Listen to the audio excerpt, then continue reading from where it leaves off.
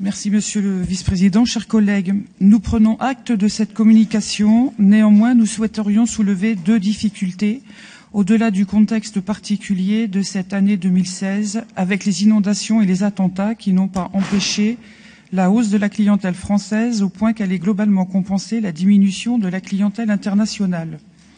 La première difficulté relève du budget dédié au tourisme. Il est prévu une baisse de 380 000 €, principalement sur l'animation et la promotion touristique, compétence qui relèvera des intercommunalités en 2017.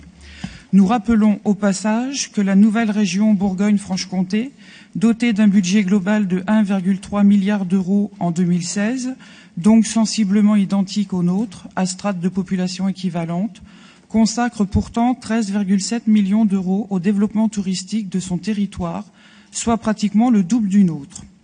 Nous déplorons que chez nous, le tourisme fasse office de parent pauvre des compétences régionales. Nous espérions qu'à la suite des États généraux qui se sont déroulés au printemps, la valorisation que vous présentez des atouts de notre patrimoine, ses châteaux, ses cours d'eau, sa Loire à vélo, son tourisme équestre et sa gastronomie, ne soit pas uniquement un motif de satisfaction, mais constitue une véritable ambition. En dépit des contraintes budgétaires que nous connaissons, nous l'avons dit lors de l'examen de nos amendements, nous souhaitons que les efforts entrepris ces dernières années en matière d'offres d'hébergement soient poursuivis, puisqu'ils constituent un frein non négligeable au développement et à l'harmonisation du tourisme sur notre territoire.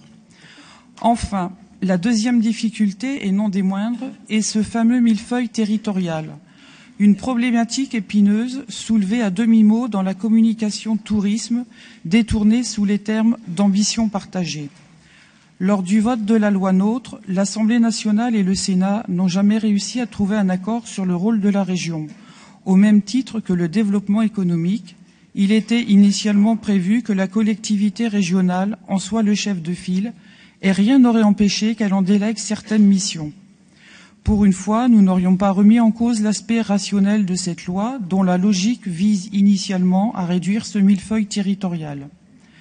Avec les intercommunalités qui assureront la gestion des offices de tourisme, on peut donc s'interroger quant à la part qu'il restera au département au sein de cette compétence partagée avec les régions et l'État. Chacun peut donc s'interroger quant à la collectivité qui aura la lourde responsabilité de coordonner et mailler les besoins sur un territoire où deux futures métropoles constituantes de l'axe ligérien pourraient se faire la part belle, toujours au détriment des espaces dont le potentiel touristique n'a encore été que trop peu exploité. Je pense en particulier au Berry. Compte tenu de ces difficultés, il est difficile d'affirmer que les crédits alloués au développement touristique corroborent aux ambitions affichées par la région, et encore moins que leur maintien à la baisse contribuera à rendre efficace l'animation et la gestion de nos territoires. Je vous remercie.